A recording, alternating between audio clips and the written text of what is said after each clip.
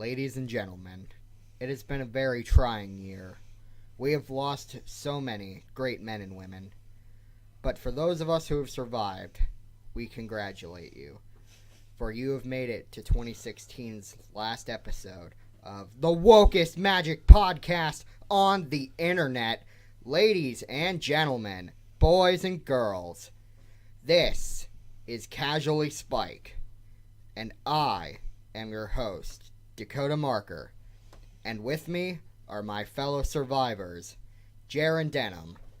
I am the Highlander. Devin Harrison. Okay. Bill Gantz. Hello. And joining the show today is friend of the show, Scott Archibald. I'm here as often as Cole. All right, so, Jaron, why don't you go ahead and give us the rundown for today's episode? All right, first thing we're going to talk about is the Mana Pool had a live stream for charity the other night. We had a couple more masterpieces spoiled. Also, since the last time we recorded, the entire masterpiece spoiler was spoiled. And then we're going to talk about the only two spoilers that we had. And we're going to discuss our lessons learned for the year. So, Dakota, do you want to go ahead and lead off with the Mana Pool, or do you want me to cover that since I put it in there? I was going to say, you should probably do that because I have no idea what you're talking about. Okay, so the Mana Pool is a podcast that's been going on for about 8 years. Okay. They were the first Magic podcast I actually started listening to. And Chewy, who is the actual host, he's a really cool dude, and he was streaming for Take This, which is a charity that benefits people that are slightly disadvantaged. Okay. Yeah. And he only had a $250 goal. He hit $1,001. Nice. Yeah, so he did quite well with that. I was only able to pop in for when he was actually just talking to his stream near the end of his stream. Mm-hmm. But it looked like he played Rocket League for like 9 hours. I gotta admit, Rocket League is a game you could sink 9 hours into pretty easily. I mean, I platinumed it. I believe it. Like, I tell you what, I've spent many hours on Rocket League, but I'm glad that he managed to pull in so much cash for what was like a one-off thing. Yeah, and he just started streaming like maybe 2 months ago, and I actually did his Brawling with Buddies program that he has on YouTube, and I played him probably about 3 months ago in a tavern brawl on Hearthstone. Yep. Yeah, and that was a lot of fun, and I really enjoyed interacting with him quite a bit. Well, that's cool. Yeah. So, Joey, congratulations. I know you're not going to listen to this, but good job, buddy. All right, and then let's go ahead and go to the big story. So, masterpieces. So we got those masterpieces, and we're gonna save the new cards for the end because we've got a lot to say about them. But we're gonna go over each of the reprint masterpieces first. Okay. So what do we got? I want Devin to read the first one. Earthbound Ravager. Yeah, buddy. Get that affinity. Yeah. Yeah. All right. So, what do we think of the art? I think it's neat. Like, I think it's kind of cool looking. I don't know. I kind of miss the old ones that had a face. Why? It was creepy with the face. Actually, it was really cool. I like the Modern Masters reprint art with it. That makes it look bigger because like the original art, like it kind of looks small. But that's also before we figured out scaling. Yeah, and then also I like that modular one doesn't have a reminder text on it. Yeah, I like how none of the abilities on those have reminder text. Yeah, That's none of them do. really sweet. Yeah. Yeah. It does make it look very Etherean. It really does. It looks really awesome. It actually looks like it belongs on Kaladesh. Well, yeah. I can't I can't pull up the list, so. Oh. That's Oh, what I was. sure. Oh, thank you. Next up we have Black Vice. They unbanned this in Legacy just so they could print it as a masterpiece. So I feel like I might be a little petty here, but why is the Black Vice not black? I'm not talking about the actual card. I'm talking about the art, which is not black in the slightest. Kind of bronzy. Yeah. That doesn't count. You know good and well that shadows do not count for making something black. But anyway, Moving maybe on. it's not its physical properties, I but feel what like it's used for like, is I black. feel like opening this is going to be the whiff. If you like whiff a masterpiece, I mean, I can understand that. I am playing it in vintage though. because the other cheap card, which we'll get to, is not a whiff. But anyway, let's go ahead and move on. Next up is Chalice of the Void. This is a solid pick. He's playing Legacy, and it's neat. He's playing modern too. Yeah, especially in the old Eldrazi deck. Yeah, and I mean like modern. So like this is a good choice. I like this. The art's whatever. It doesn't really look like a chalice, and it doesn't really look like it's connected to the void. To me, it looks like some kind of like. It looks to me like an end table from the future. It's really cool looking. I can see the end table thing. Yeah. Like just sit it next to your floating couch with your hollow screen. All right, now I'll take this one. Defense Grid. We got that back. 2 mana for an artifact, obviously. Each spell costs 3 more to cast, except during your controller's turn. I mean, this is okay. Like, it saw some play. It doesn't really see a whole lot of play anywhere anymore, but, I once had Affinity play a Defense Grid on me when I was playing Combo Goblins. Uh-huh. Yeah, that didn't work out. The art reminds me of the Phantom Menace when Qui-Gon Jinn's fighting Darth Maul. Spoilers! Spoiler alert. Well, wait till you find out about Luke's father. While we're talking about Star Wars, shout out to Carrie Fisher. Yeah. A little late on that, brother. I'm sorry, we miss you. All right. Anyway, we'll move on. The next card we've got is Duplicant, and I love More like this Duplican. Yeah, I was gonna say, like, this guy's phasers are set to kill because he's got like a big blue arm cannon. He's Mega Man. See, I was thinking he looked more. I was thinking he looked like Cyborg from Teen Titans, but because he's got the big cannon. You lost me. Whatever. Listen, don't poop on my childhood, okay? But yeah, I really like this art. I'd really like a copy of this for my Glissa deck, but that's probably not happening. All right, so we got the grenades back. We got engineered explosives. So pretty. It so looks very like pretty. they're going to have to glue you back together, and how? Bum, bum, bum, bum.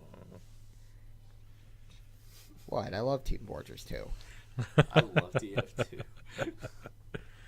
Yeah, but I mean, I like this reprint. The art's neat, although it doesn't really like. The thing is, the only thing that bugs me about it is that this does not look like it. It looks like it's built into the structure. Yeah. Which, like, you would figure explosives are not naturally built into a structure. There'd be, like, a thing you'd have to move around or whatever. Almost like there's a little, like, uncovered hole exposing the core that a certain ship, if they fire it correctly, could hit and destroy an entire spaceship. Oh, this does not look like the Death Star. I think it's a shaped charge. It's Science. It's engineered explosives. It could be... Actually, I do like that. I like the idea of it being a shaped charge. I could see that. It's meant to penetrate the armor protection. Next up on the list is another card with art that doesn't make any sense. Ensnaring Bridge. You mean ensnaring, not bridge? Yeah.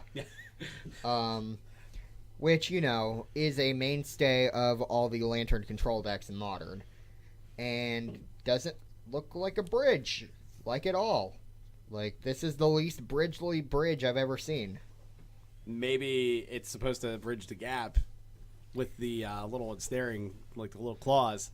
But, like, the problem is, because when I think bridge, I think of either the card game, or I think of, like, the yoga pose, or I think of, like, a bridge that you walk across.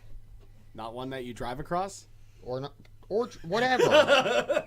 This literally looks like the wheeling suspension bridge with a whole bunch of robot arms and spikes and stuff on it. You don't see it? I do. Kind of. Yeah, I saw it. Ah, I see it. The picture is you're standing on the bridge. You're actually standing. There's your on arms the on the bridge. But it does look like an assembly factory in like Michigan where they build cars. Yeah. All right. Next up, we've got extra planar lens. This is more of a casual card, but it's definitely a solid choice. Because it's a mana doubler that can benefit your opponents, but a lot of people play like snow lands to counteract this. Yep. Snow lands are pretty awesome, especially with the lens. And like I believe they said that the art reflected in the lens is actually like Amonkhet. Huh. Is it? Speaking of Snowlands, did anyone see Rudy's video about Snowlands? Yep. I didn't. I saw 3 Snowlands in a dollar bin. Even though they're MP, I might pick them up still. So let's move on to the actual staple, I think. We got Grindstone. Yeah. Yeah. We got Painter Servant in the first part. Now we have the Grindstone. I'm telling you, somebody somewhere is going to have a draft where they open the Painter Servant and the Grindstone. I wonder what the statistics are on that. So impossibly low. I think you that get it will struck by lightning at least 12 times. And then win the lottery? And then win the lottery. But it has to be the Powerball with the multiplier. And they don't give you the multiplier on winning the jackpot.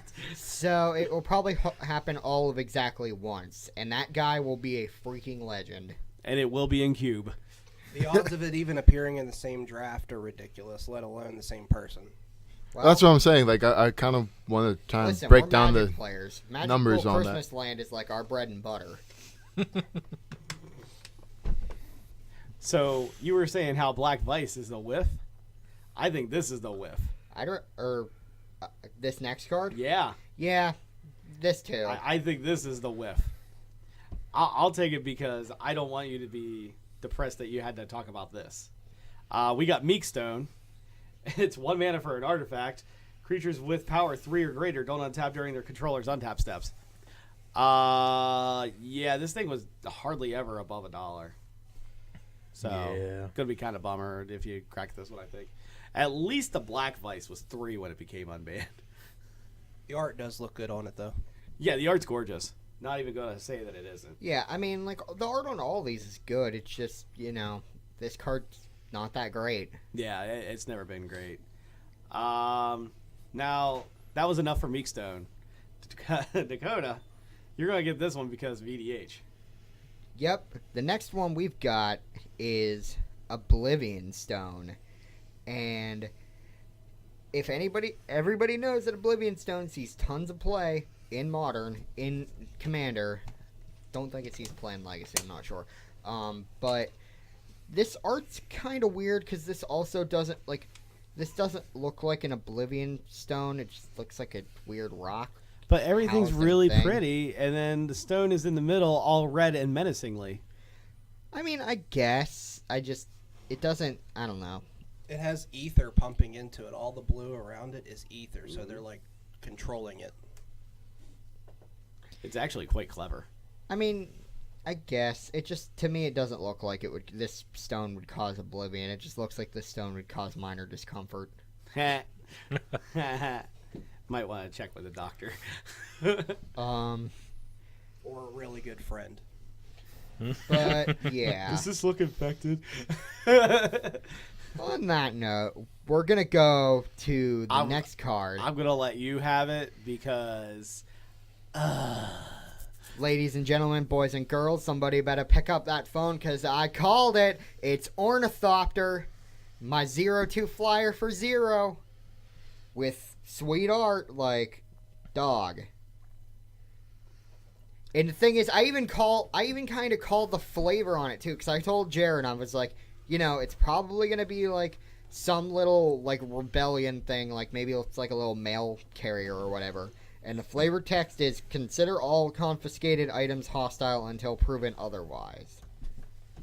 I still think I would have preferred seeing it as actually being in the sets and not as a masterpiece. It could still be. Hopefully. I But mean- even if as a masterpiece, that's kind of. I mean, I'd rather open this than Meekstone, because at least... Well, yeah. Because the thing is, this sees play in Modern. It saw play in Standard for a little bit. Yeah, I mean... Yeah. Well, maybe if we get Giant Scissors back, we'll... Giant skizzers. All right, so that's enough about your O2 that you never mind. Sphere Resistance. It's 2 mana for an artifact. Spells cost 1 more to cast. This is a vintage staple. Sweet. Yes, this card is absolutely great. It was in Exodus as a rare, and it's seen play in vintage ever since. Yeah, Yeah, got to make those Moxen cost 1. Yeah. seems decent. All right, so that's enough of that one. Dakota, another EDH card. Staff of Domination, the card with like 5 different abilities. The once banned Staff of Domination. Yeah, it was it used to be banned in EDH, but then like they realized that for all the stuff they had banned, Staff of Domination actually really isn't that impressive. Yeah, like it's good, but it's, Like, yeah, the thing is, even the combo is to get infinite mana and then do a bunch of stuff, but the thing is, none of this stuff actually kills your opponent. yeah, exactly. Like, you can gain infinite life and draw your deck, but you still have to do stuff to kill them. You know, this is a fine card. Saw play for a little bit. Meh. And I want you to have this one, Scott, because this is how you win your draft. Sword of Body and Mind. That's right. It is beautiful. I'm not a fan of the artwork technically. I like the old one better, but it's definitely still a really good card. Yeah, this art is kind of strange. Like, the other swords were really, like, bright and flashy, and this one's kind of, like, downplayed almost. It does have a vial of liquid on it, which is kind of strange. Well, so did the Sword of Fire and Ice from Kaladesh. Oh. Yeah, they're all powered by Ethereum still. Yeah, the Sword of Light and Shadow and the Sword... Well, actually, the Sword of Feast and Famine didn't have any Ethereum on it. Well, that's because it was starving because of famine. Well, half of it was starving. The other half was delicious because of Feast. Well, it was made out of cake. So What if it was anyway. made out of cotton candy? Because there's Don't no get it wet. Well, the problem is the handle was the Feast part, so you wouldn't be able to wield it, because it would just kind of be like Yeah, flop. yeah. All right, so I'm going to take this one because this guy has rocked my world way too many times. Sundering Titan, 8 mana for an artifact creature. When Sundering Titan enters the battlefield or leaves the battlefield, choose a land for each basic land type, then destroy those lands, and he's a 7/10. I forget if this guy's banned in Commander or not. I want to say yes. I think he is, yes. But, you know, another, like, I'm not that impressed with this, but I understand why they picked it. You know, this is a very iconic card. It's It's a lot of marquee play. card. Like, it's been around forever. Yeah, it was printed in Mirrodin? Yeah. Yeah, it's pretty neat. I like it. All right, and because of the other night, you get this one too, Scott. This is the card that I passed a Black Lotus to take. It is Sword of War and Peace. And on this one, we'll go more into that later maybe. But, Probably will. The art on this one actually makes sense to me because it does stand out as white and red. It's very pretty. It almost seems like something a king would have carrying into battle. I like it, and I think it's going to look amazing foil. Yeah, I like it too because they chose not to use scaling on this piece. So to me, I'm imagining it as like I'm not imagining it as like a one-handed sword like they usually are. I'm seeing this as like a great sword because just like with how big the blade is. I don't know. I really like the execution on this piece. I think Philippe, I don't know how to pronounce his That'd be name. Philippe. Philippe did a good job on this. Way to go, Philippe. You the real MVP. All right, so I'll take this one as well. Trinisphere, 3 mana for another artifact. As long as Trinisphere is untapped, each spell that would cost less than 3 mana costs 3 mana to cast. Now, to clarify, if the spell costs a black, it would still cost 2 and a black. Yeah. Yes. Thank you for clarifying that. Yes. That was actually the reminder text on the old Trinisphere. Yeah. Well, see, what's actually funny about that flavor text is for a long time, people assumed you couldn't play Trinisphere in EDH unless you had black in your deck because it had that flavor text or that reminder text. Yep. And the reason when they discredited that reminder text, what happened was that it indirectly caused Extort, which is the black-white mechanic from Gatecrash. Yep. And it canceled that out. So Extort can be played in any deck. Extort can be played in any deck, but the only cards that have it are black or white. Right. So, like I can play a mono black. I can play a Cryptghast in my Gliss of the Trader deck, even though I don't have white mana. Yeah, which I think is appropriate. Well, yeah. I mean, like people have been debating on it for a long time. I think it's okay. It's fine. Like that's the thing that always bugged me about EDH is the fact that you can't play hybrid cards. Yeah. Like I couldn't play like a black-white hybrid spell in like a black-red deck, even though I have black mana and could legally cast the spell. There was some Izzet card that I wanted to put into Brago, and I can't because obviously it's red. Yeah. Who wants to take the next one? I mean, I can do it. Well, actually, I want the one after it. So. Okay. I'll do it. Okay. Next one is Vidalcan Shackles. Vidalcan, yeah. I know it's been a while since you've seen that one. Yeah, I know what it is, but I can't pronounce it. This card looks like the art on it is amazing. I think it's probably one of the best arts. It looks like something Tezzeret would literally walk up to you and slap on your wrist to gain control of you. I think it's very appropriate. Well, I mean, I don't think it looks like something Tezzeret would make, but it is definitely very cool because when Tezzeret makes stuff, he makes like with Ethereum, and these are not Ethereum. But you can picture him arresting someone with it, though. Yeah, I can see that much. And I mean, the art on this is really sweet, and the actual card's really good. I think that all 3 arts that we've had for Vidalcan Shackles have all been great. Even the one where it had like the goofy looking dude getting arrested. Yeah, that one was always like I was never really a big fan of the original art where he was just like He looked all sad. Well, he looks like he didn't even look like he got arrested for doing anything like interesting. It looks like he got arrested for like jaywalking. That happens in Wheeling. Really? Because I see people do it all the time, and I don't see many cops going out to get them. So. Yeah, it depends on how far that they want to go to stick to the book. And usually in Wheeling, because there's no good places to cross, they usually let it go. Wow, that's just poor city planning. It absolutely was. But have you never been to Pittsburgh? I try not to be. All right, so you said you wanted the next one? You bet I do. Shots fired, Pittsburgh. Because the next. Oh, get wrecked. To be fair, we've talked a game on Wheeling, so on previous episodes, which you would know if you listened. He does. You gotta get woke. See, he's asleep. We gotta get him the red pill. He's gotta get woke. It's happening.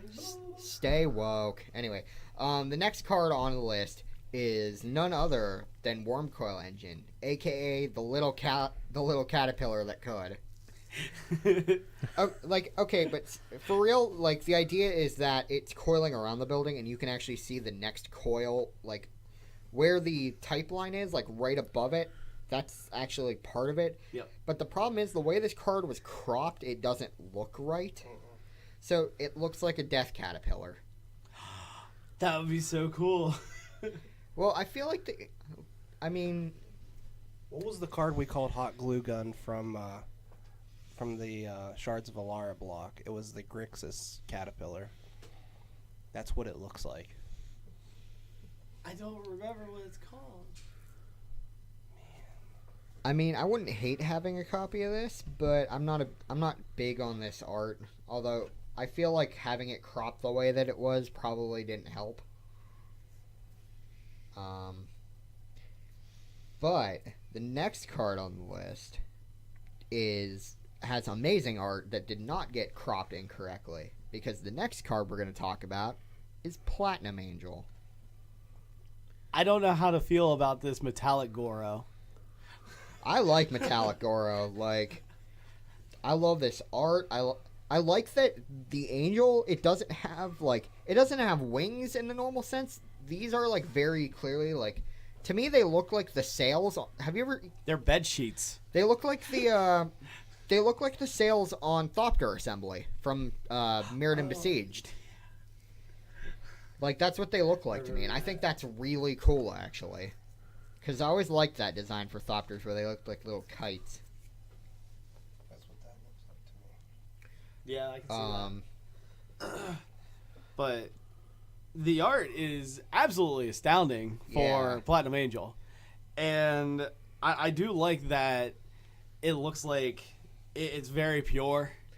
Like, yeah, to me, this looks like what would have happened if Mirrodin had won the war.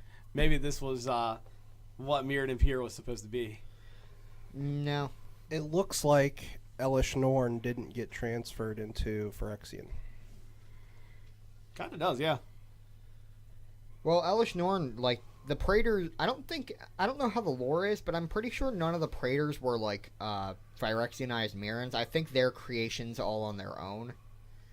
Because the thing is, none of the Praetors look anything even remotely like any of the Phyrexianized Mirrans. Like, they look like totally different creatures. There's an insert that they had for Elish Norn, and it said that Elish Norn was a transferred Mirran, I believe. That's interesting. Well, I mean, like, I don't know. They've retconned the lore so many times, who knows what's left and what's right anymore. I'm sorry, not Elish Norn. I'm talking about Atraxa. Yeah. And, yeah, that's exactly what happened to Atraxa. And the thing with I know Atraxa has, like, the headpiece like Elish Norn, but you can still tell that, like, especially in the wings, that it used to be Mirran. And our last non-new card is Pithing Needle. And I like this. I like the art on this, and I like the way it's set up.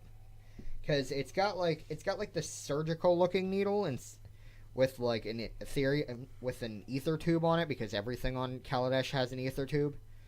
But then next to it, they've got like a design schematic. Like, the idea, I assume, is that like you can poke the needle into the schematic to screw up the actual like whatever the design is of, and I think that's really neat. Actually, I think that's what it is it's showing an ideal target to prevent it from being able to use whatever effect it is. Well, So it's kind of like yeah. a skull clamp, because it looks like it goes into the base. I mean, it could. Yeah, I mean, you know. Like, This is really cool, though. The more I look at this design, the more I'm just like... do you, like, if you remember the art for Skull Clamp, the original art, it actually went into what would be the base of the brainstem. So it's the medulla oblongata, which Yeah. would actually control, like, anger and such. So that's why it gets +1, -1. That's neat. Yeah. All right, now I want this one Go for it. because this is a new card, and why? Like, why? Because we wanted Jeskai Ascendancy back, okay? Apparently. We got Paradox Engine. It's 5 mana for a legendary artifact. Whenever you cast a spell, untap all non-land permanents you control. Why? Man, I cannot wait to play with this card, Commander. Like, this is Seedborn Muse, except not as good, but this is a pretty good impersonation, and you can play it in every color. How long will it take to ban this card, and in what format? EDH about 2 weeks. Nah, it'll take longer than that. We had Prophet of Crufix for a couple of years. Well, yeah, you had Prophet of Crufix in there for years, but you lost Emrakul. Yeah, like, we lost. when? But the problem is, Prophet of Crufix didn't need Emrakul to be good. Prophet of Crufix needed Prophet of Crufix. Well, Prophet of Crufix also wasn't a legend. Well, it wasn't a legend. But the problem was copies didn't do anything. Because even the untap effect, all of them apply at the same time. It doesn't use the stack. Right. So, like, you couldn't... stack, cast a bunch of stuff at instant speed, untap, do it again, untap. If you made copies of it with like Riku or whatever. Right. Actually, what's unique about this particular art for Paradox Engine is that the device on here is I don't remember what it's called, but this is technically a wheel that almost breaks the laws of physics, because this is a machine that will turn infinitely. Perpetual motion. It is a perpetual motion machine. Huh. Because basically how it works is the little balls act as weights, and you have to put in some initial energy to get it to start spinning. Like, you have to spin the wheel manually. But then the weights shift back and forth, causing the wheel to spin. And theoretically, it will spin infinitely. But the thing is, it'll only spin infinitely if there is no air resistance or friction. Yeah. So basically, in the real world, when we have this wheel, it'll spin for a really long time, but it will stop eventually. And the thing is, we can't use it in any kind of like mechanical application, because the amount of energy yielded is never the amount of energy put into it. Right. Which means it has no real practical application. It's just kind of neat. That is really neat. And it says they don't know who submitted it. That is really cool. And then for our other new card, I'm taking this one because I'm loving this. We've got Planar Bridge. It is 6 mana for another legendary artifact. And it reads 8 generic and tap. Search your library for a permanent card. Put it onto the battlefield, then shuffle. Holy crap. This is a way better Planar Portal. Well, but Planar Portal also got non-permanence. Yes, Planar Portal did get non-permanence, but this lets you tutor Emrakul and put it on the battlefield. With no trigger. With no trigger, but a 13/13 flyer, like out of nowhere.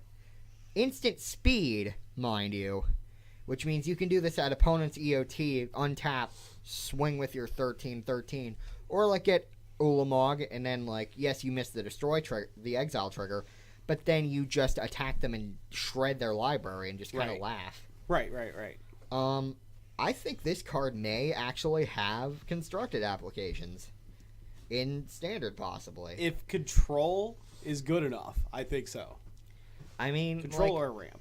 Well, I mean, the thing is, we're getting Disallow, and that's the best counterspell they've printed in a long while. Yeah, it absolutely is. So, I think Control may or may not be making a comeback, but I really do like this card. I think, because the thing is, like, it's so easy to ramp in Standard these days, because we actually have, like, a mana dork that isn't completely terrible in Servant of the Conduit. And that card already sees tons of play in like the Eldrazi ramp decks that do decently. So you just play your Planar Bridge, and then you don't even have to worry about drawing your Eldrazi. You can even just like mull them away or whatever if you have to, and then you just play your Planar Bridge and you just go get them. Yeah, absolutely. But I still just don't see it making it out too well. I mean, it's not going to be like a tier. I don't think it'll be a tier 1 deck by any sense of the word. But I do think that, like, it'll be a fringe deck that you can play at FNM and do well with, because nobody will sideboard for it. You're right about that. So, I mean, I don't know. And the thing is, obviously, this is an instant commander staple. I want every copy of this card I can get my bloody hands on. All right, gentlemen. We ready for discussion? I'm as ready as I'm going to be, is the short version. Awesome. So... what war stories do we have? War stories involving what? Like anything magic related. Like, what kind of what would you say is the roughest game that you have played this year? I don't know. Last night's draft was pretty bad. I had a terrible night last night too. We went out. So me and Scott and Jaron were all. And Bill, you were in it too. I was in it. Everybody except Devin was in the draft last night. And I ended up winning that draft through some, like, sheer stroke of luck. And let me tell you, my deck was, I was red-white. It was not an aggro deck because I had no 2-drops whatsoever. So it was really more red-white, like a mid-rangey kind of thing. And my only bomb was Combustible Gearhulk. But... good Lord, did I do awful, terrible things when I got it. Because every game, except for one, my opponents let me draw 3. And the one that didn't let me draw 3, which was Jaren, took 9 damage because I flipped 3 gas cards. And that was dumb.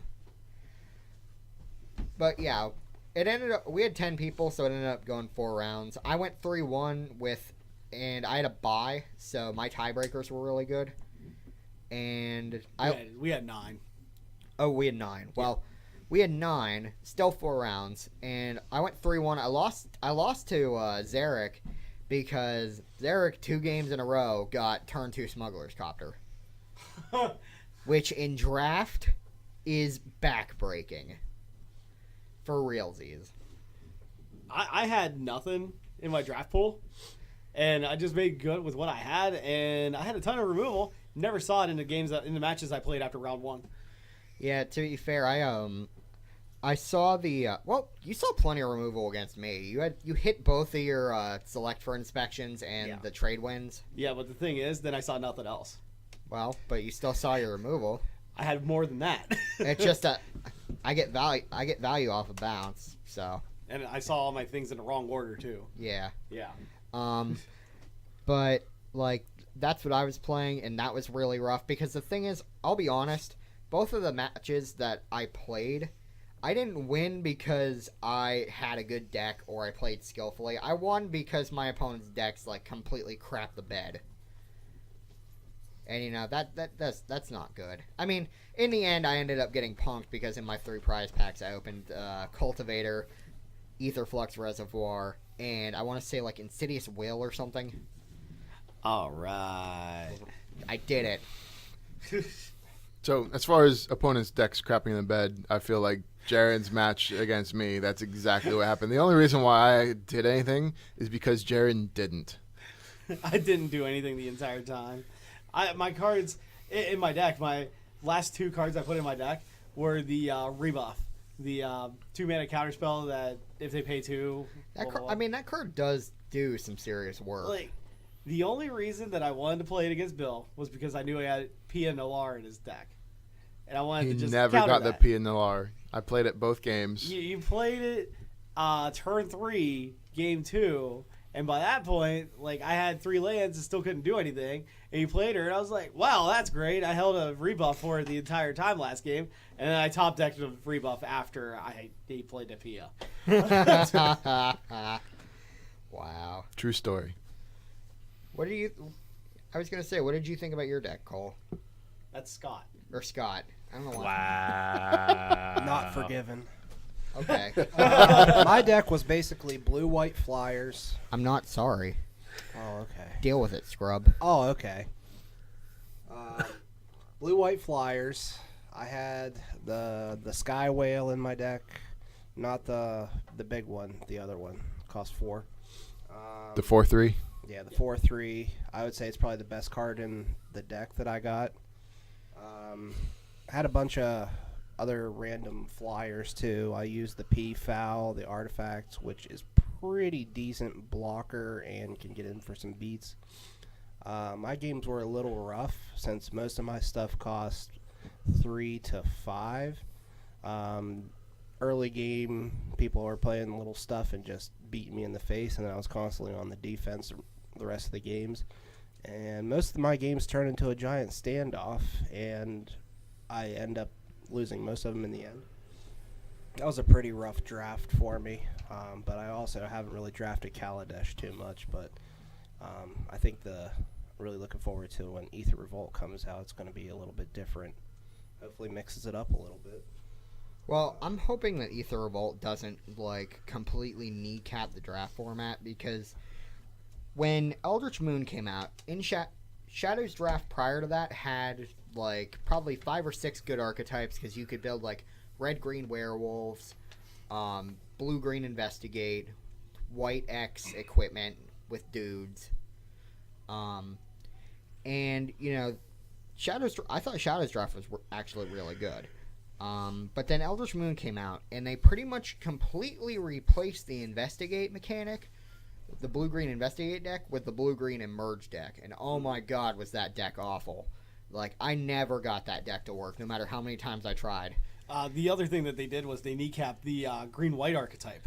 Well, they kneecapped the White X equipment archetype because all the equipment in Eldritch Moon was terrible. Yep. Like, I opened so many Eldritch Moon packs in draft wishing for what's it called? The Benefactor Sensor or whatever it is? I honestly have no idea. I only drafted it once. Yeah, it's like +1/+1 in Vigilance.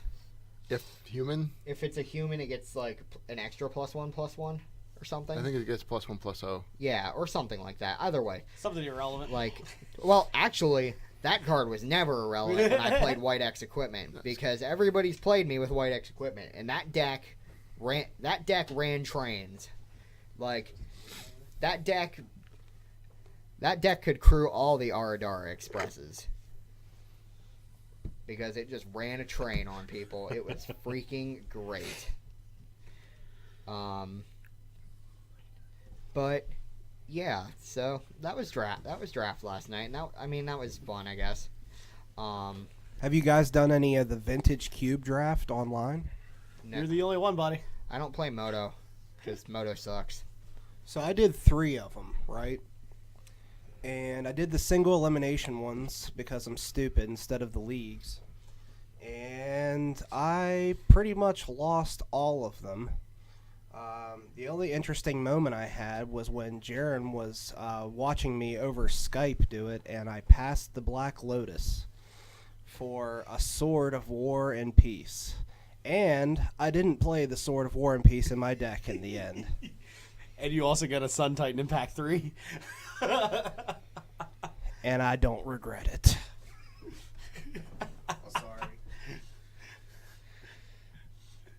It was definitely something that I had to screenshot and share with everybody as soon as it happened. All right, so I think that my war story I want to talk about, very simple. It was regionals when I first started playing Black-White Control. So Eldritch Moon or whatever. I'm playing round 2 against Ban Angels. And he goes turn 7, windmill slams a Bruna. And he gets back his Gisela.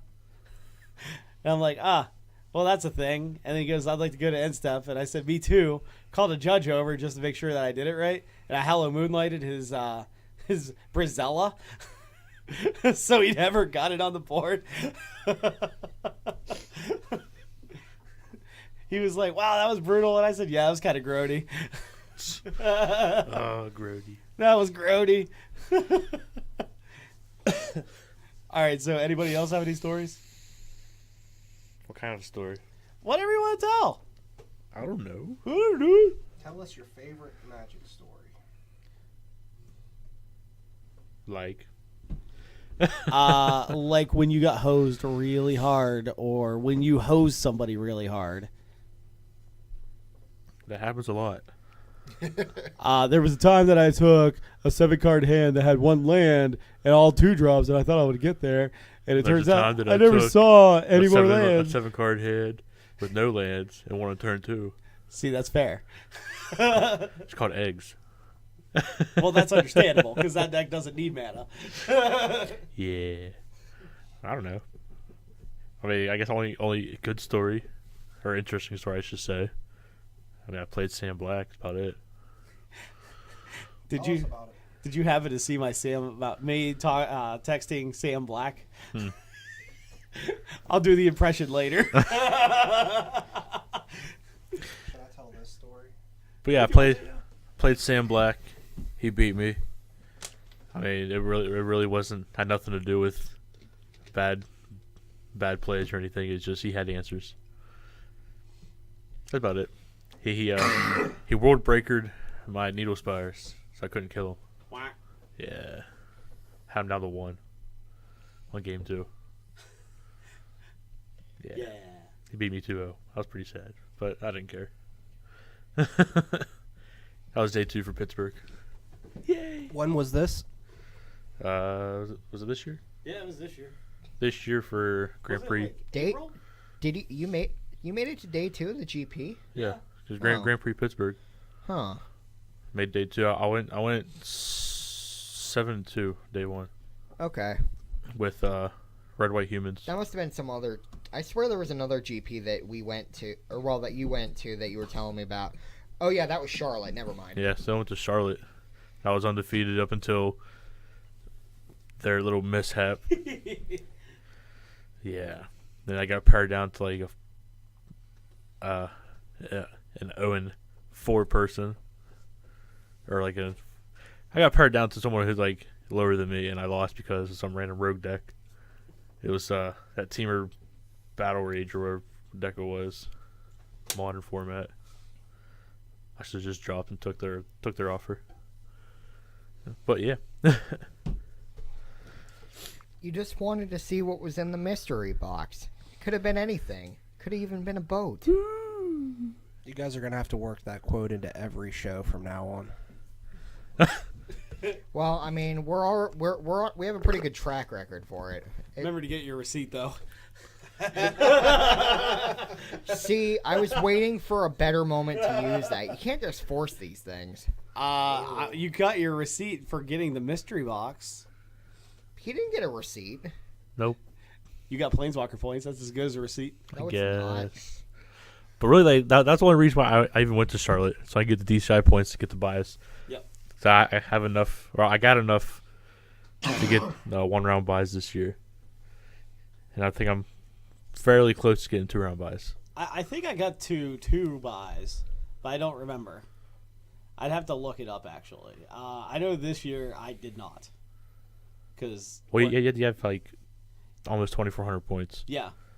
Last year I came really close to it. Did you? Yes. Oh, I don't know if I actually hit it, but I know I was really close. I know for 1-round buys, it's like 13 something, Yeah, it's like 1350 or something like that. which I have that already. Oh, our Jew special. Yeah. Yeah. All right.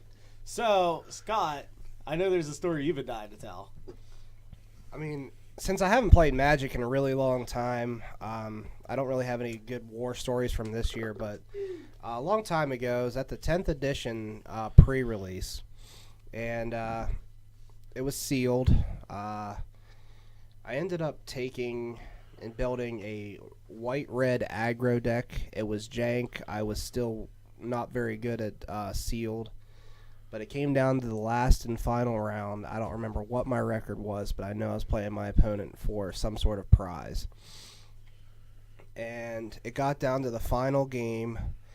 He had everything on the board. He had angels. He had a little bit of everything. He was playing some sort of control and then just had some big creatures. The only thing I had in the end was a single Tundra Wolves on the board.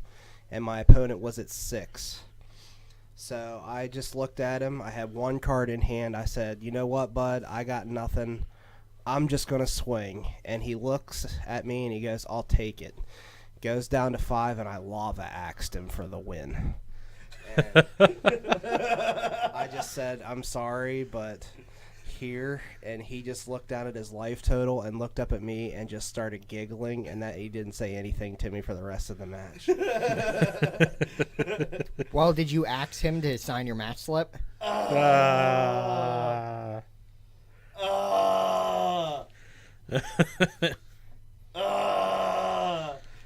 Grunt. Well, it looks like there was a split decision on that one. We're rolling with this train all the way to the last station, baby. Awkward silence. I got nothing. So my lesson I learned today is that I'm never going to not get Dakota to run a pun train on anything.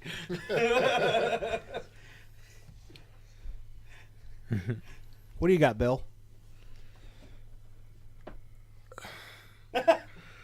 I'm bad at Magic. So, lots of things. Nothing that particularly stands out. Why don't you talk about that investing you were talking about last night? Well, it's not really a war story. Like, Well, and the thing is, I understand. Have you seen the prices? I understand. I understand Yeah. a long term. I understand a long term standing, or I understand a long term performance of mediocrity because that's how I feel about searching for work. but this is a thing that's closer to war bonds that we're talking about. So this is kind of like a war story. This funds my addiction for pain and suffering. Yeah. I guess if we're gonna do that, I was just talking about putting money into Origins and cons. Well, according to, I saw a post today on Reddit that said Baby Jace spiked Yep. Jace Friend's Prodigy because of Frontier. So Yeah.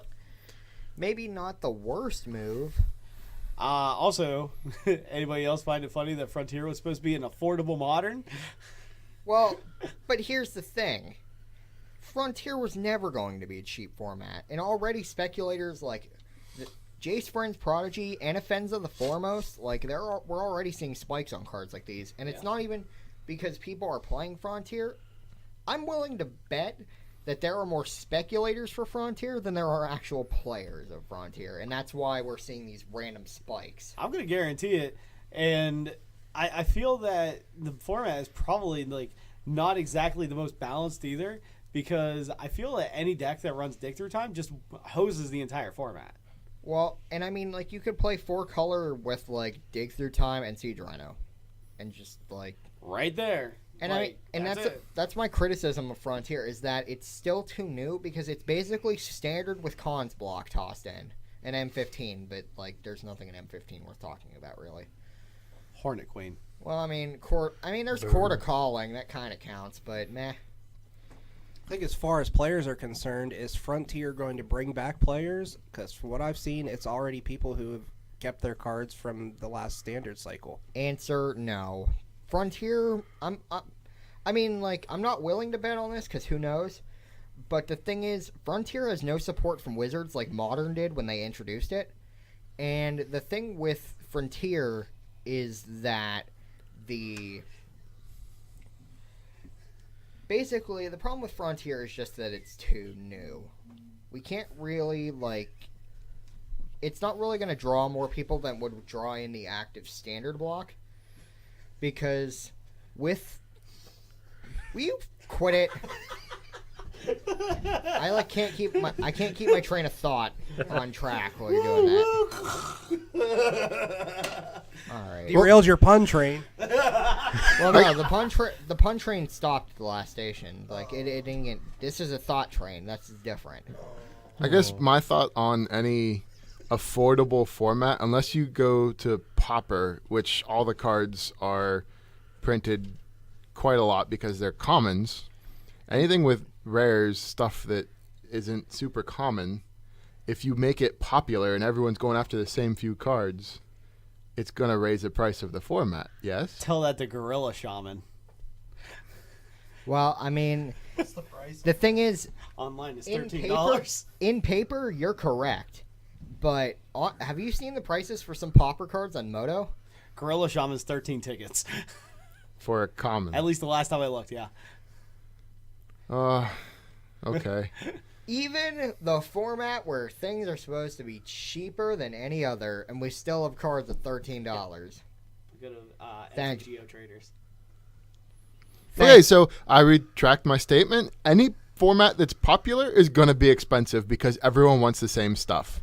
I mean, I think Frontier, honestly, people are going to play it for a few months and then get burned out on it once the format is solved, The online content. which is exactly what happened to Tiny Leaders. Yep. Because if anybody remembers how hot Tiny Leaders was for a little bit, like, Ezuri, the mono green one, he spiked really hard because of that. And then nobody played Tiny Leaders because it was basically like Legacy. It was nerfed to Legacy, and it got pretty quickly, like, just shut down. There you go. Holy hell. It turns out Gorilla Shaman actually shot up to $21.16. Why? I don't know, but there it is, gentlemen. Now, if you want a foil one, which Oh God. MTGO Traders currently doesn't have one, it is $16.87. That's just so they can get the buy price down a little bit. If you want to sell one to them right now, it's 18.43 tickets.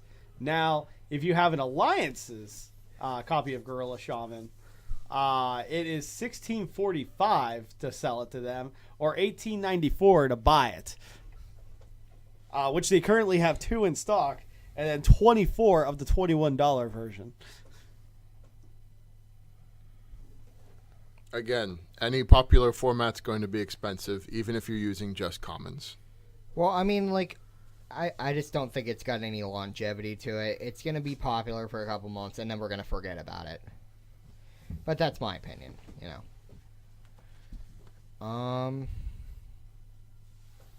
Do we want to go ahead and move on, I guess, to the last topic? I guess we could do that. Let's talk Christmas.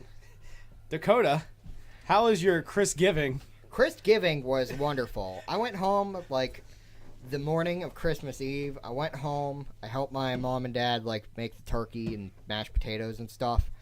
And it was great. Like, the best turkey I think I've ever had. And, like, my mom's homemade gravy is really good, too. Awesome. So we did that. And then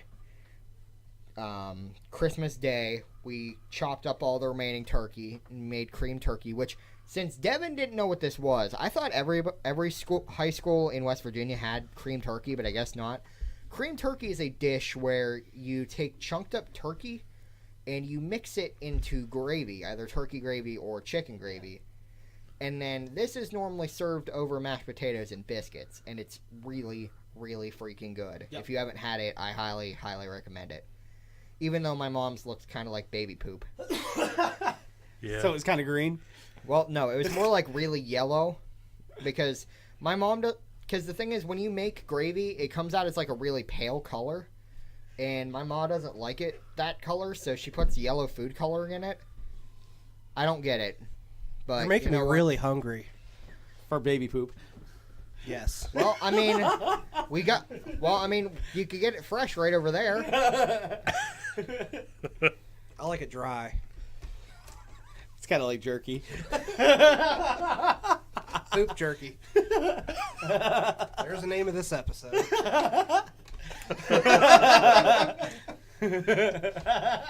Damn it.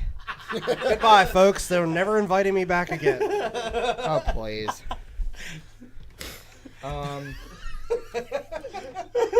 But, yeah, so, you know, that was really cool.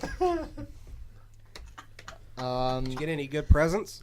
Yeah, I got a few nice things. I got some movies, couple books. I got 2 packs of Dragon Shield sleeves, and I got an Ultimate Guard twin flipping tray, Ooh.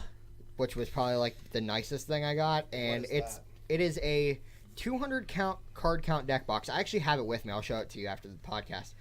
And it's got 2 deck box sides on it, and each of those has like a little container that you actually put your deck in, so you just pull the container out with the deck in it.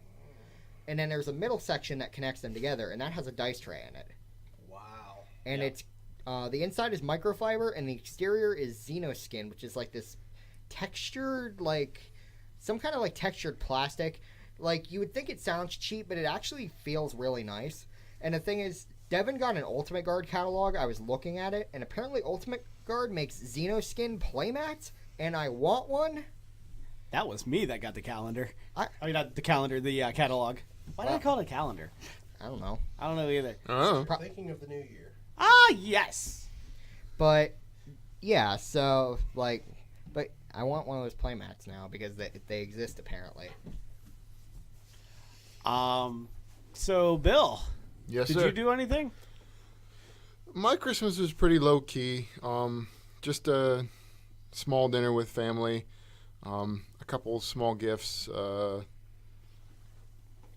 I did take a bunch of my own money and a little bit of money that I received and bought myself a DX Racer gaming chair. Ooh, those are nice. It is very nice. Iron Series because I'm fat. Did you see the new one that they did for Method? Yes, you showed me that. Oh my that looks god, that really orange and nice. black. Oh. Yeah. But yeah, that was basically my Christmas. Just hang out with family, having a good time. Nothing too over the top. Yeah, that's cool. That's generally the way I like it, though. Yeah. Devin? Christmas? Yeah.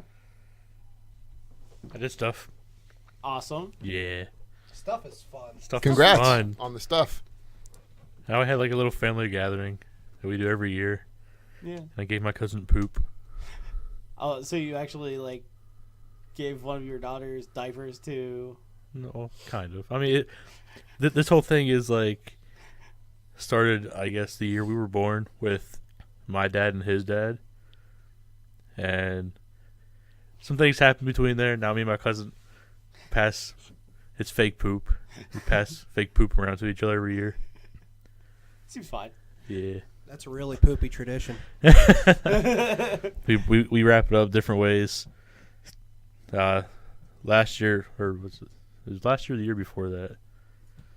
Anyways, my cousin made like a metal box.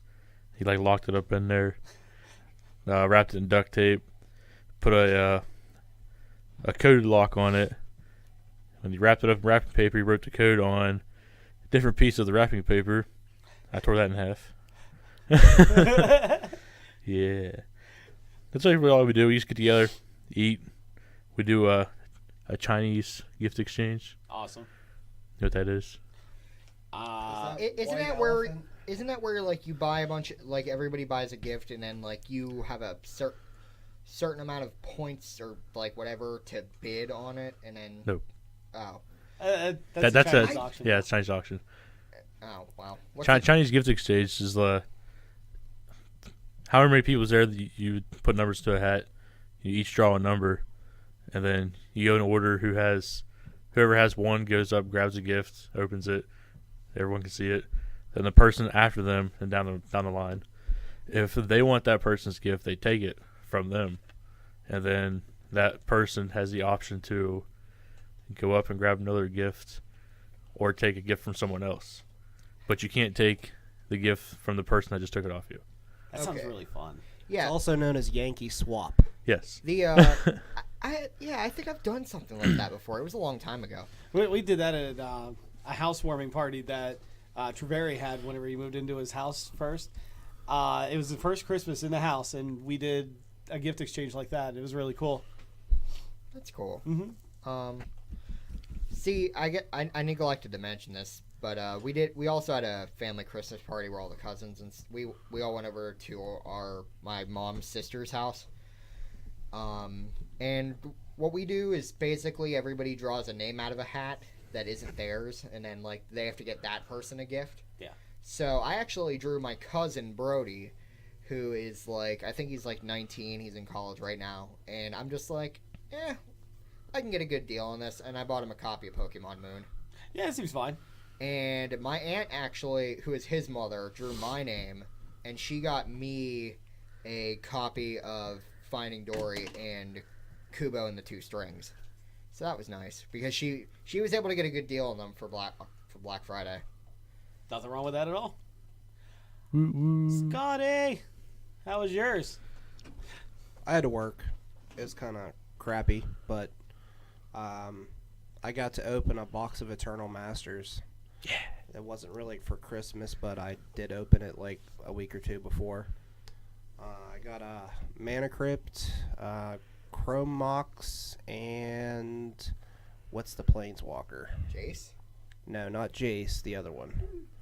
What was the other Planeswalker in Eternal Masters? What's his name? I think he's red-blue. Dak Faden. Dak Fade. Dak faded. Matt Damon. Well, funny story about that. The day that Eternal Masters came out, I came down here to the shop, and it was like me and Seiko and Kevin and like one other guy, and we joined up for a 4-man draft. I grabbed my very first pack of Eternal Masters, opened a foil Dak Faden. Yeah. Like, That was like $300 at the time. Wow. It was, and I still have it. But So what you're telling me is you made a poor financial decision? that's pretty much my life in a nutshell. Is a series of poor financial decisions. Welcome Mine to too. Magic. But it's pretty. I want to play with it.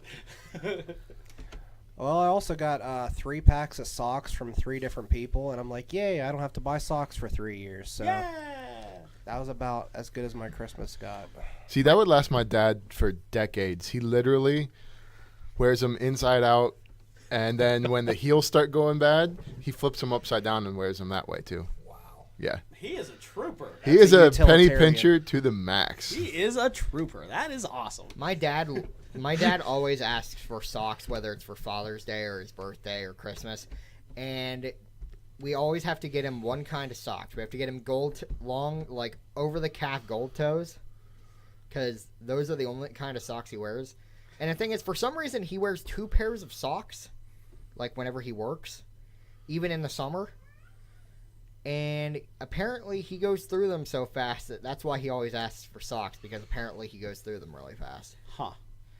I don't get it either. So my Christmas started out on Christmas Eve, because my family, my mother side of the family celebrates Christmas on Christmas Eve. That way, if we have to go anywhere on Christmas, we're able to do so. I started day drinking at her house. It was probably really awesome, but yeah. This story's going to end in good decisions. So I got a Christmas tree for Christmas. I thought that was kind of funny. I got more gear for work, so I got like 8 pairs of thermals or something like that, and a whole bunch of other things. And I never realized this, but thermals are like the greatest things ever.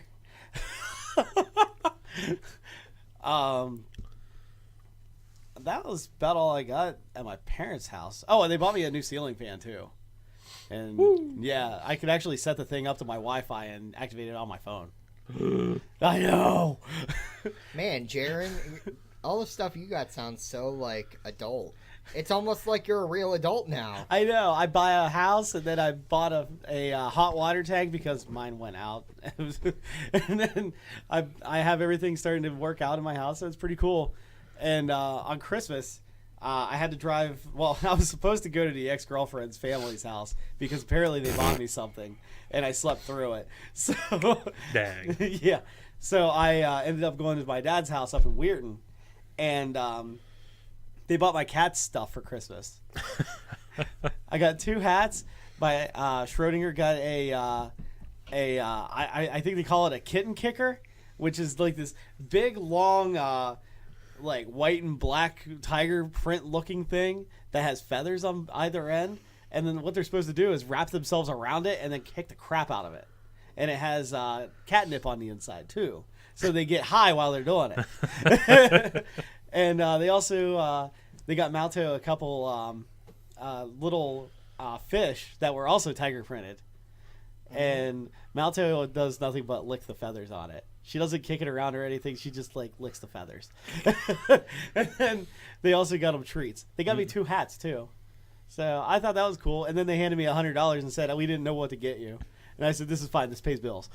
Exactly. So at my Christmas family gathering, the whole Chinese auction, we're in West Virginia. I'll remind you that. The biggest things we fought over was a tree stand, Yes. some knives, and tools. I would have fought over the knife. Yeah, I would have definitely started fighting people for the knife. Yeah, Especially we had if it tree was stand. like a good knife. We're a pretty redneckish family. I got like a Winchester. I got a Winchester knife that I won in an auction that I'm pretty proud of. Awesome. So the last year we were passing around tasers for Christmas. I want to go to your family's Yeah, I do too. Christmas. Am I invited? Can now? I bring a gift and like join in? Yeah, we had last year we had knives, tasers. It was just one taser, Pepper spray went with it. I wish Bunch my of family tools. was this fun. Case of PBR and some double aught buckshot. Oh, there was a case of beer. No ammo. Yeah. Pretty fun. I know where we're going next Christmas. Oh, and I left out one present. My cousin got me a Japanese copy of Pokemon Red. Yeah. And I did mention this on the podcast last week because I said something apparently kind of insensitive to the Japanese language in kanji. Because I said I had a hard time identifying between potions and Pokeballs. So I was trying to use some sort of identification method. And the only way I could figure out was potions, the first character in kanji, looked like a telephone pole.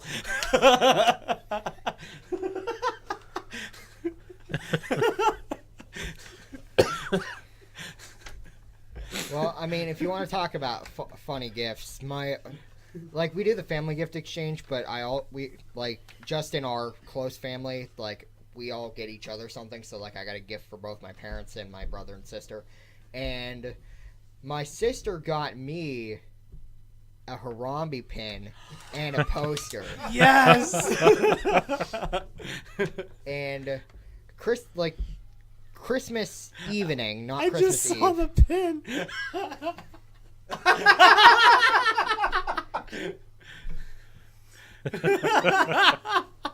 Rest in peace, sweet prince. The greatest loss of 2016.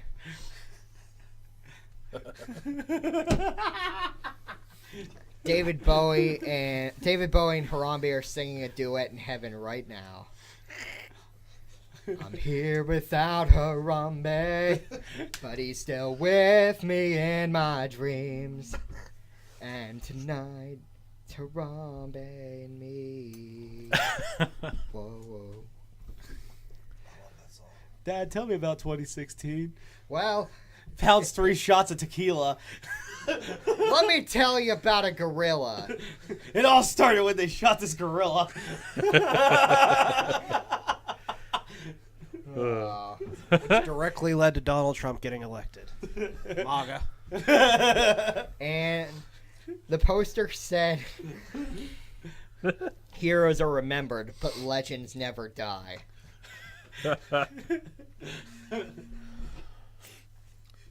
So, everyone talk about their Christmas? We all good? Yeah, we're good. Yep, I think Awesome. we're good all the way around. So, you want to talk about just some goals Yeah. for next year? Yeah, let's talk about For goals. tomorrow? Yeah, for tomorrow. Yeah. We are recording this on New Year's Eve, just FYI. Dakota, But, what's your goal? I don't really have a goal, I'll be honest. I'm kind of just playing it by No ear. goals. You know, no, Life goals? life goals. No, I had those, but then life kind of took those away, so I'm kind of just playing it by ear. We'll see what happens. no, magic goals. Not Or really. health goals. Nope. Oh, you're no fun. I know I'm no fun. That's why I'm friends with you. Oh, suck it, nerd. I mean, technically, you're just my customer. No. Oh, Just. Just another customer. Okay. well, I guess I won't be adding to this. But then again, I don't hang out with customers, so. I'm saying that because we do hang out. Yeah, we get into some business like when we went to Applebee's. That was fun.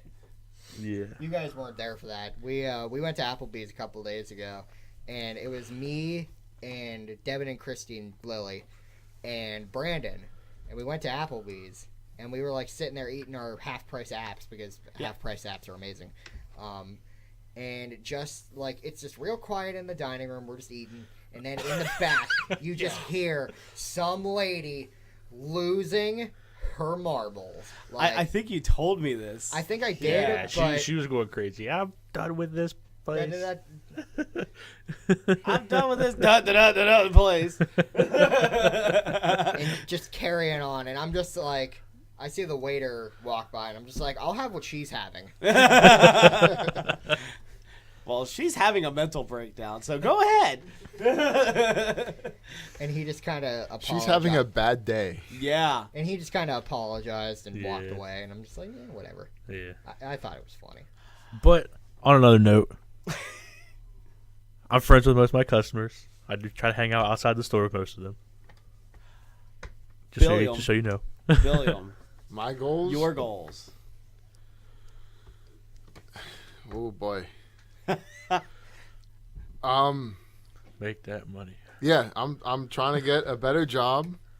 I would like to become a better Magic player, get more into Standard, and I've never really put a lot of time or money into Standard before, and I think that's going to be my goal for this year is to invest more in Standard and try and go to actual big competitions, like try and get in.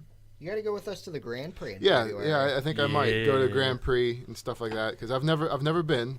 I'd like to do that. Even if you don't play the main event, Yeah. just go. I'm- 'Cause yeah, I'd like there's to. so much Well- stuff to do. There's so much fun. Like, you could literally just go up to somebody and be like, EDH, and they'll be like, either, yeah, let's go, or no, who plays that crap, you know?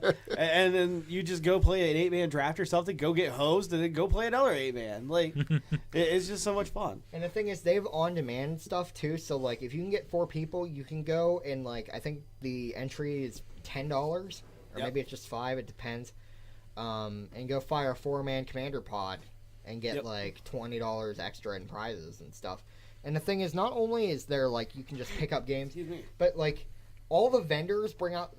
There's gonna be like 10 to 12 vendors there.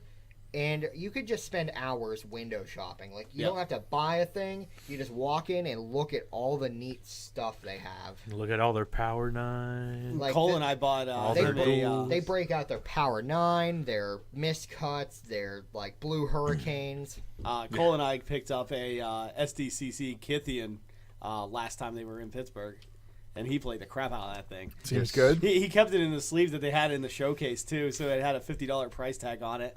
So he would play Kithian, the flip card, like Yeah. the actual checklist card, Right. and he pulled out the one in his deck box and it had a $50 price tag. I picked up a bunch of stuff at the last GP. I went and got, like, 2 Vampiric Tutors and, like, a playset of Bribery.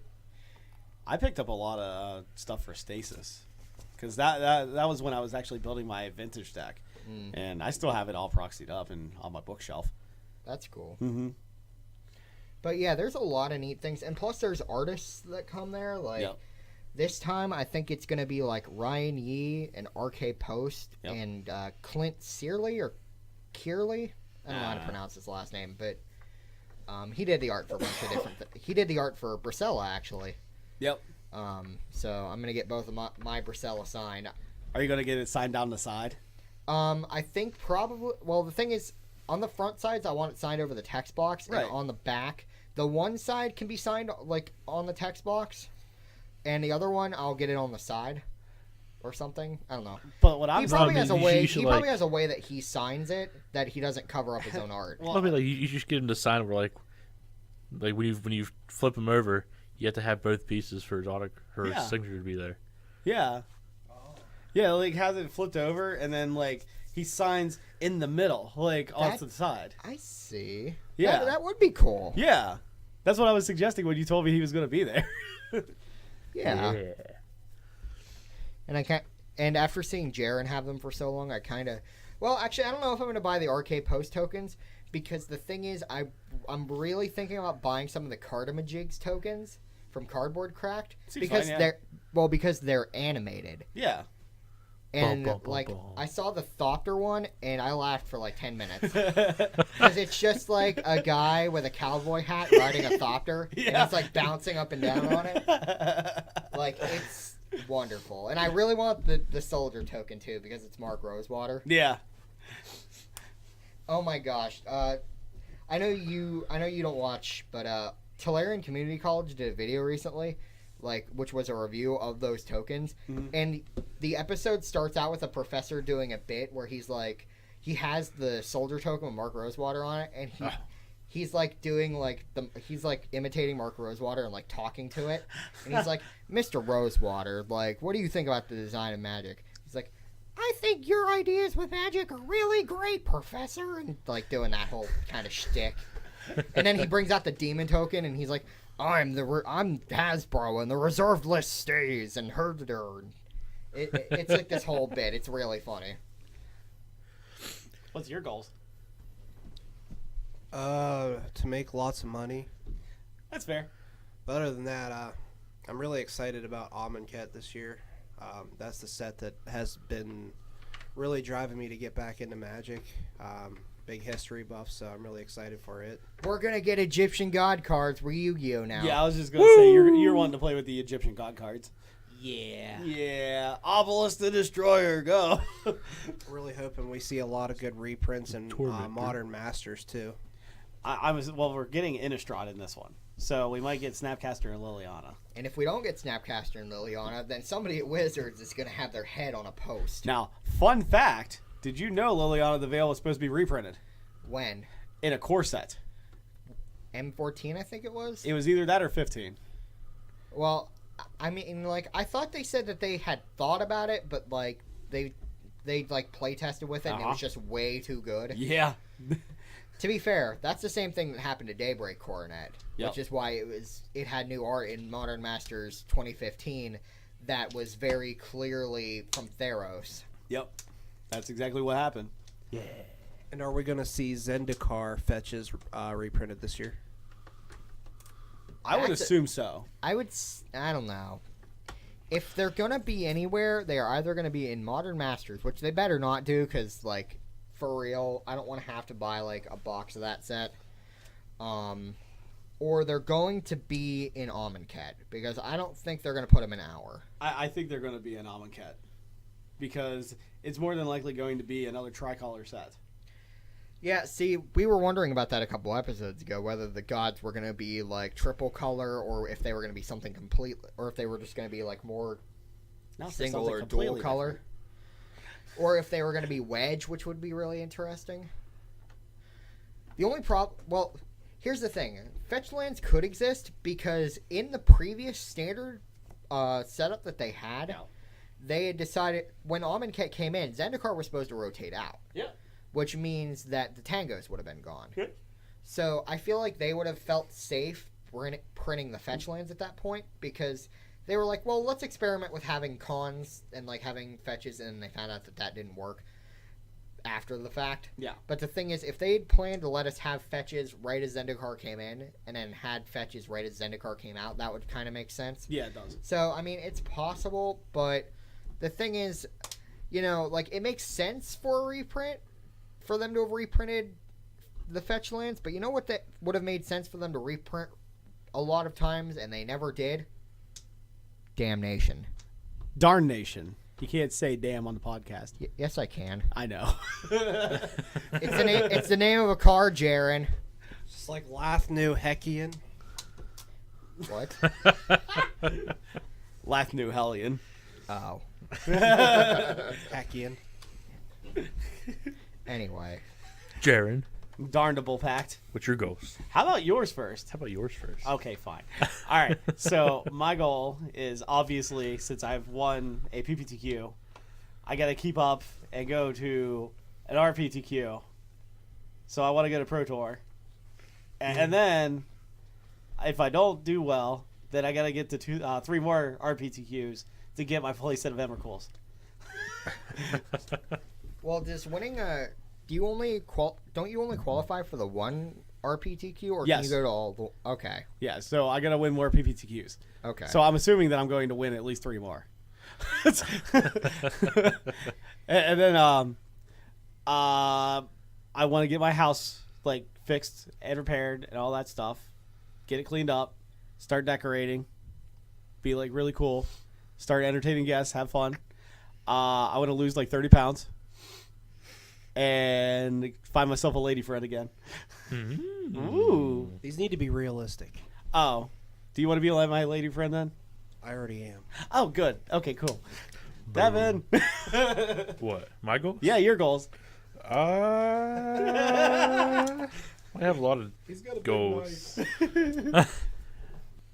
My New Year's goals: lose weight, hopefully get a better paying job, try to make the store better for the community, offer more stuff. But by me getting this new job, it help with my weight. It's all physical labor and whatnot. I'll be going to the pipelines. Sounds like a very interesting topic that we're not going further into. You know what you did. I didn't do anything. I was talking about actual plumbing. But all right. So I think we've gone around. So well, do we have any shout outs? Shout out. Got a shout out Let's to hear all it. of my wonderful customers, friends, family that this wouldn't be possible without. Yay! Yay. This is pretty much like a little family we got going on here. Little happy tree. Try to have a little community going on. I like it. And at the end of the day, it's all about supporting the local community. Absolutely. Completely. All right, ladies and gentlemen. Well, I guess that brings us to the end of our broadcast. Happy New Year, and take care of yourself and each other. We are out.